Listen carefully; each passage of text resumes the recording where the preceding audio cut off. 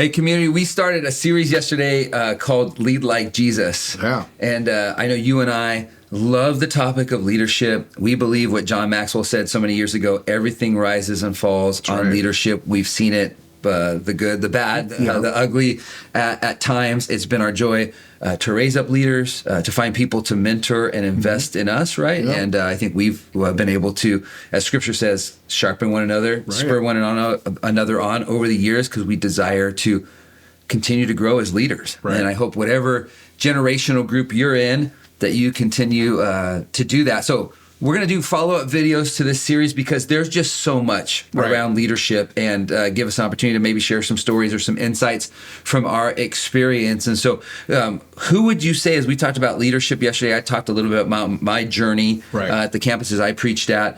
Who gave you kind of that first opportunity to lead that you remember being invited into that? What did that look like?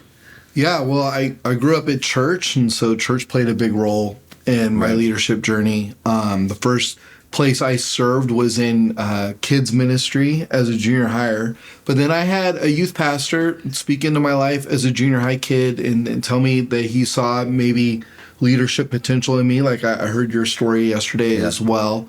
And then when I was 16, I preached my first sermon, and people said I did okay. I don't know if I did or not. But who was that pastor, right, who gave you that opportunity? Because somebody has to give up their pulpit and say, "Hey, I'll give you a chance." And again, church then we had Sunday night. We had other opportunities, but it takes somebody handing that over to you.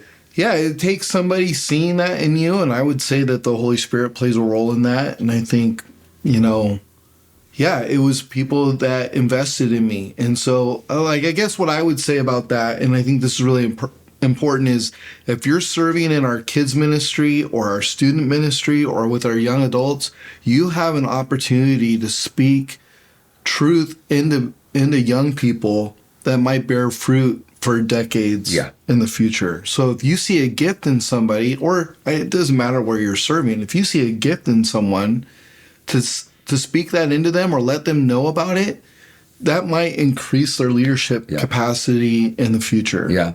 There's a term that's been used for a long time. We stole it, right? It's the letters ICNU. Right. To have that ICNU conversation with somebody, like those are big moments when somebody says, "Hey, I see a leadership potential," or "I see a giftedness to facilitate a community group," or "You're really great listening to people," whatever it is, right? All those are pieces of leading and influencing people's lives. I remember a guy named Joe Keller, and he's a pastor and leader, and he's worked at the Masters College in Southern California. And he came back in his college years to intern at the church I was at. Okay. And I had graduated high school. I wanted to find ways to serve. And he said to me, "I think you should come help me. I see in you, right, the ability to help me lead like this freshman boys small group." And the current youth pastor at the time is like, "I'm not sure. Will's still pretty young." And this guy, Joe's like, "He'll serve under me. Right. I'll work with him." And Joe's like, took responsibility, took me under his wing, and is like, "Hey, you're going to be kind of my co-leader with these freshman boys for the summer. And then when I go back to college, if in a sense, if you kind of proven yourself over these 3 months of summer, then you can continue to lead the group." And so he fought for me and gave me an opportunity and called me into that, you know? Absolutely. Yeah, I never forgot that youth pastor when I was in junior high was Jim Coddington, and he was only our youth pastor for like a year and a half, and I never forgot that he believed in me a little bit. And I was not the greatest junior higher. So, are any of us great junior hires? I don't think anybody is. Let me ask you a couple more questions. Who have you either... we've been to a number of conferences together. We've each gone to other, trainings on our own and heard a lot of different voices, read different books. Anyone you would recommend as far as, hey, our people at Community Christian, as they grow in their own leadership, as they are in the work world or whatever world God has them in, anybody you would recommend? Man, I love Patrick Lencioni. I'm not great at names. I read a guy in college that really impacted on how I organized things, and that was Michael Gerber's book called E-Myth. I love that. It helped me learn how to build operations manuals and how important it was to build systems, and that really worked with my personality, and so I love that book. So it kind of depends on what you're looking for and what you're going for. There's some great pastors that we read, like Erwin McManus, and people that speak to the spiritual side of leadership a little bit more as well, or Ortberg's written about that, or Jim Cymbala has written about the heart of a leader is important too, which we talked about. It was so important what we dug into yesterday, that yesterday. heart, what's your motivation? Right. I continue to refer back to, because I was introduced to John Maxwell fairly young, and he continues to write and just puts things in a very practical, understandable, applicable way. Yep. And he's just been, and most recently I'm listening to a book from John Maxwell that I hadn't read, but I happened to be watching a video, something, Coach Prime, Deion Sanders was doing something like a short clip one day, and I was watching his response to something, and in the back, in his office, he had this John Maxwell book that I looked at. I'm like, I haven't read that, because he really digs into leadership as a coach and has leaned on people like that. And then we have people in the church, in the church world, like Craig Groeschel, Lee's Life Church. One that we do a lot. I know a lot of people listen to his leadership podcast. In fact, we pull some great resources and stuff from Life Church, and he's been a big influence as well. For you, as we talked about the heart of a leader, and we talked about there's a selfish leader that's reward-based, it's about themselves, and we've all been around that. And then there's the servant leader. Right. The person who will lift others up, the person who we'll talk about in a minute listens to feedback. Right. It's not just about them; they care for people. But again, as you've done that, who have you learned that from? As you've learned motivation, and been around leaders, like what's kind of developed your why, or I think servant leader. It's more. I think it's seen. You see it more often. I remember my previous church, Tim Wood, we were cleaning up after an event, and we had church in a few hours, and he was hosing down the parking lot, and he had to preach in a few hours. And I just watched this man hose concrete and go, because it mattered, and he was the senior leader. Yeah. And I go, well, I mean, this is the example. And I think that's the idea of Jesus kneeling down and washing the disciples' feet. He was a servant even to those men in that moment, in the final hours of his life. He was a servant. So servant leadership, you watch how people take care of others, love others, love the organization that they're leading. Those things are seen. You can't really tell somebody I'm a servant leader. Because as soon as you do that, kind of lost that humility. You're hitting pride, and so it's important who you follow and how they lead the people that they're in charge of, that God's put them in charge of. Yeah, I would agree with you. It's seen. Yeah, and I think both of us have been blessed knowing your experience and the guys that you've worked for. We've seen some great servant leaders. Yeah, I never. I want to lead from a place, I know you do too, I know the team at Community Christian does, right, where they're willing to do anything they ask somebody else to do, they're willing to do. Right. Doesn't mean we always get to do it, because each of us have to play certain roles, but if I'm going to ask somebody to clean up the parking lot, because we're going to have a nice place for people to come to, then I have to be willing to do that too. It has to matter to me as well. I remember being at an event one time with Wayne Cordero, who's a pastor in Hawaii. And he was pastor of a large church. They had all kinds of campuses. Massive impact on how we do church here, right? Yeah, it really has. And one of the guys on Wayne's team was talking about who Wayne was. This was like a side conversation. This wasn't even from stage. And we're talking about it. And he says, we've finished events sometimes because music and creative arts was a big part of what they did in Wayne's life and their church's life. And they're like, Wayne's the first one on stage helping us roll mic cables after service, right? And now he can't always jump into that. Sometimes there's conversations he needs to have. But anytime he can jump in and serve, and his people saw it. He didn't have to say it. It's just who he was. That's exactly it. Yeah. Yeah, I remember, we served under your dad for a while, Dave Sawkins.